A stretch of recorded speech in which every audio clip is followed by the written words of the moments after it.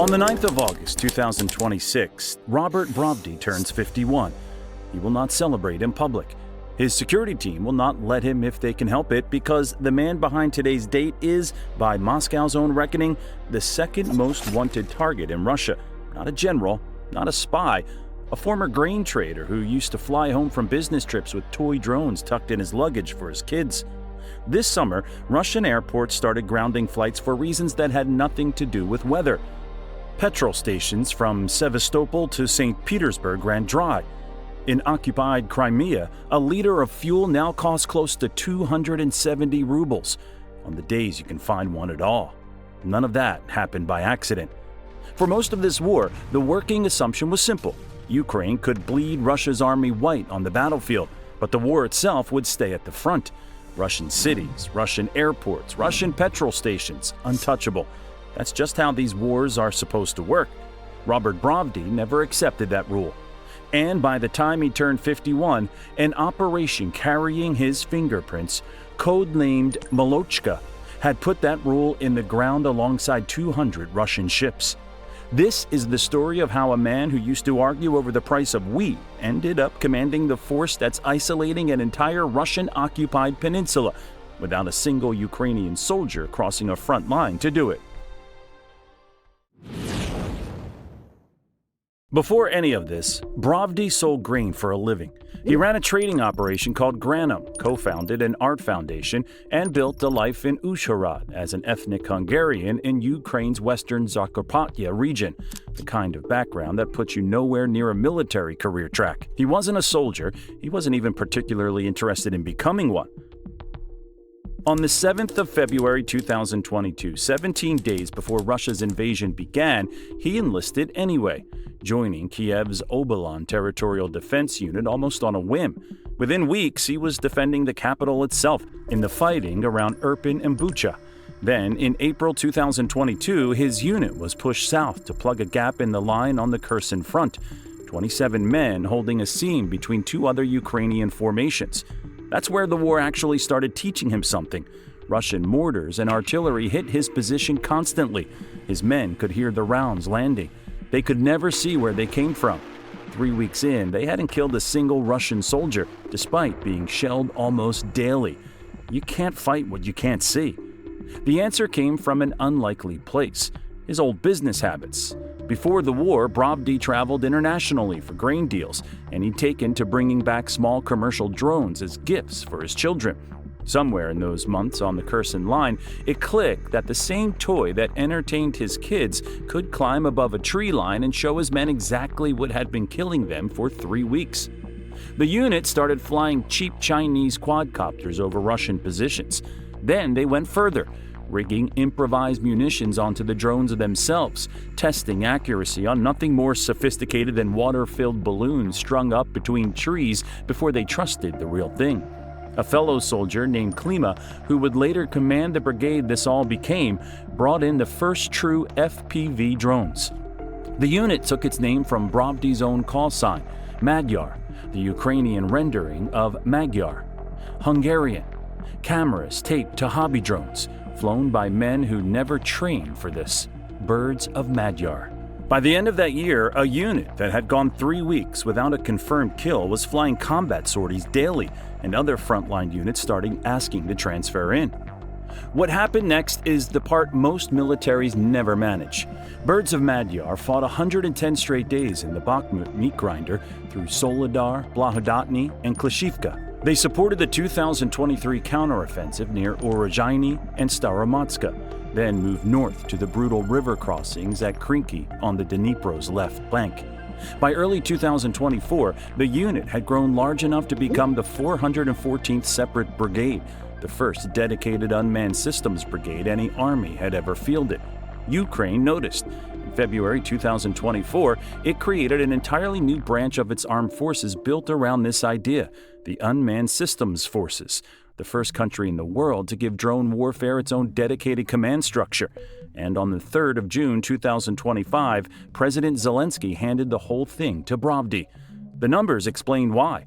Ukraine's drone crews make up roughly 2% of the country's total military personnel. Analysts at the Center for European Policy Analysis credit that 2% with inflicting close to a third of all Russian casualties in the war. Brovdi's own former brigade alone is credited with destroying around 8% of every Russian armored vehicle lost since the invasion began. That's the return on investment that got a grain trader handed command of an entire branch of the Ukrainian military. Within months of taking command, Brovdi began pulling his old units directly into the new branch. The 414th, his own birds of Madyar, along with the 20th Unmanned Systems Regiment, both completed formal transfers out of the ground forces and into the Unmanned Systems Forces this year, with the 414th slated to double in size.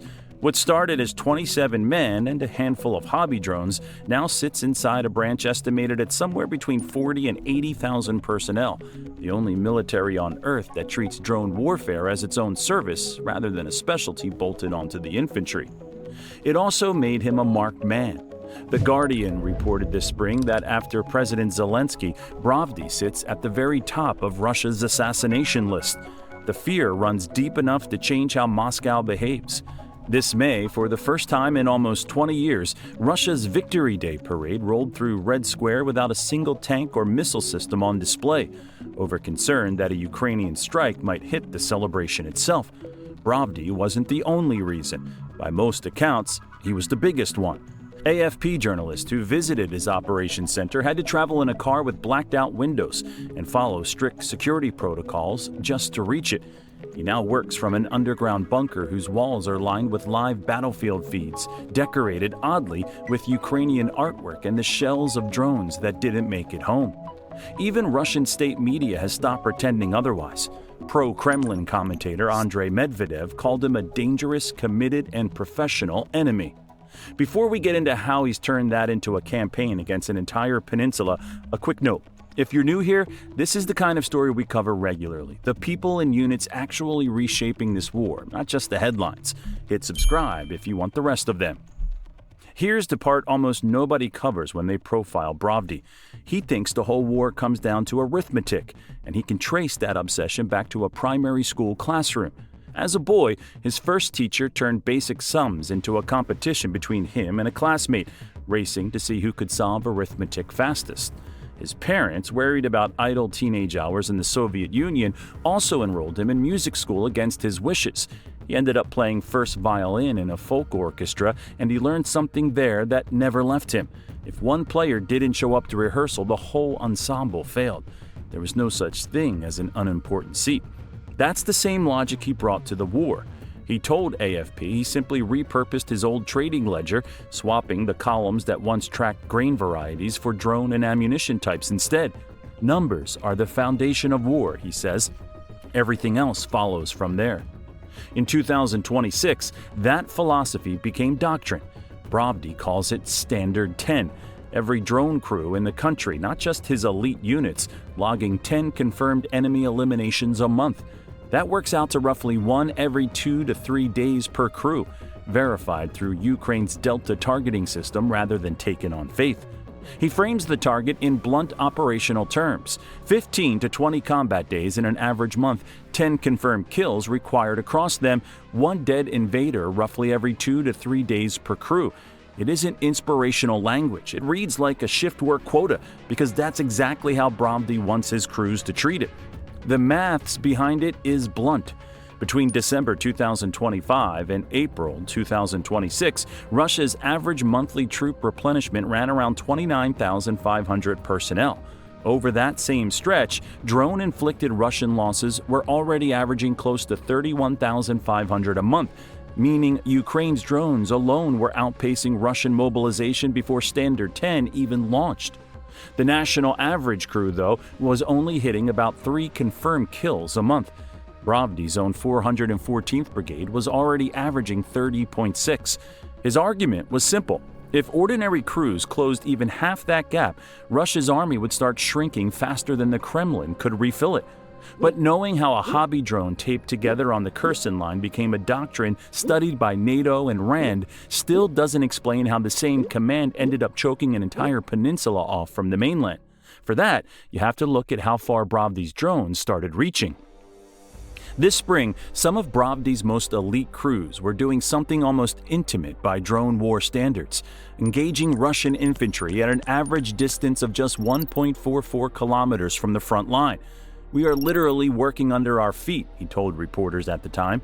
By June, other crews under his command were reaching over 1,000 kilometers in the opposite direction.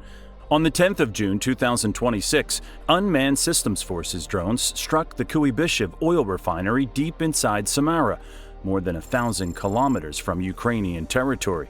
Brovdi's doctrine now authorizes strikes as far as 1,500 to 2,000 kilometers from the front, territory he bluntly describes as no longer a peaceful rear. That March, his forces achieved something else militaries had never combined in real combat: drone crews correcting a Storm Shadow cruise missile's targeting data mid-flight against a hardened Russian facility, fusing long-range missile strikes with live drone reconnaissance in one operation. The pattern isn't new either. Ukraine's drones and missiles have already helped push well over a third of Russia's Black Sea fleet out of action since the invasion began, forcing what was supposed to be Russia's dominant regional navy to hide in port rather than sail, a story we've covered here before. Brovdi's deep strike doctrine is that same logic applied to everything else Russia depends on: refineries, ports, and now an entire peninsula's fuel supply. One command, 1.5 kilometers from the trench line on Monday, 1,000 kilometers inside Russia by June. That range is exactly what made isolating Crimea possible. Ukrainians' military planners have a habit of naming operations in ways that only make sense once you know the joke. MoLoChKa is shorthand for Moscow Izai Sherez Krim. Moscow will fall through Crimea. The initials happen to spell the Ukrainian word for dairy products, which is why every official statement about it reads like a grocery report. It began on the 6th of July 2026, and it has not slowed down since. The target isn't Crimea's defenses directly. It's the fuel that keeps the peninsula running. Russia's large export tankers sit too deep to reach the shallow river terminals that feed both the export trade and occupied Crimea, so the actual work is done by small courier tankers, roughly 140 meters long, ferrying oil down the Volga-Don Canal and across the Sea of Azov. One large export tanker needs 12 to 15 of those courier runs to fill it. Paralyze the couriers, and you choke off Crimea's fuel and a chunk of Russia's oil exports in the same stroke. By the 8th of August, Brovdi's forces had struck 218 vessels of Russia's sanctions-dodging shadow fleet since the operation began, 134 in the Azov Sea and 84 in the Black Sea, with 221 publicly declared as the next milestone. Russian border guards stopped accepting transit applications through the Kerch Strait entirely. The ferry crossing that once linked Crimea to the mainland lost roughly 3/4 of its capacity. The campaign cuts both ways, and Brovdi doesn't pretend otherwise.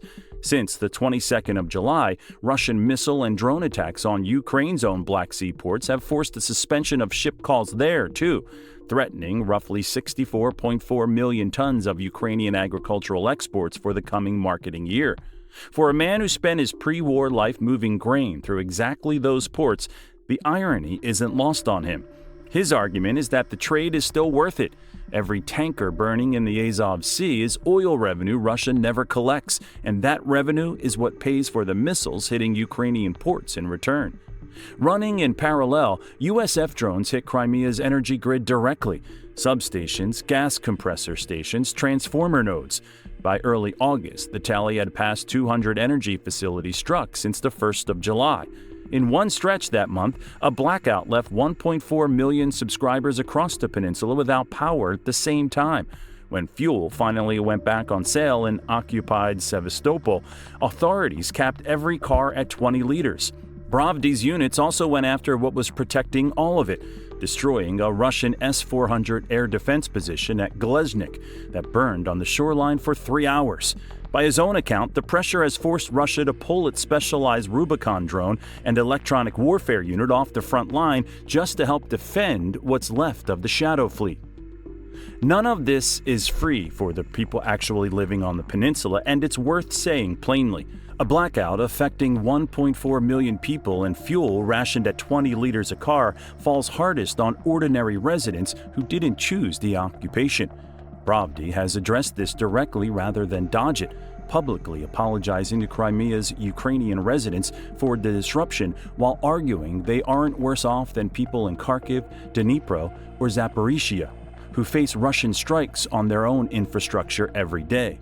Whether that argument lands depends on which city you're asking. He describes the entire Crimea campaign almost domestically, comparing it to what a vet does for a house cat that's picked up worms. One uncomfortable, thorough treatment rather than something the animal or the peninsula can simply live alongside indefinitely. It's a strange metaphor for a military operation, but it captures how deliberately unglamorous his approach is. There's no amphibious landing planned. Brovdi has even said his forces leave the Kerch Bridge itself alone on purpose, the one route left for anyone in Crimea who'd rather head back to Russia. Just tankers, substations, patience, and an exit nobody's blocking. The expertise behind all of this isn't staying inside Ukraine's borders either.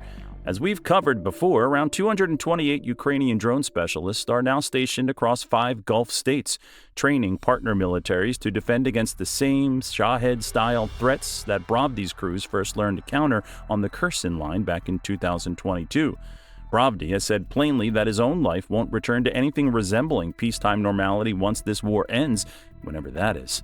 Given his position on Moscow's target list, that's less a boast than a plain description of the terms he's accepted. Picture that Sevastopol petrol station again, the 20-liter cap, the queue that doesn't move as fast as it used to.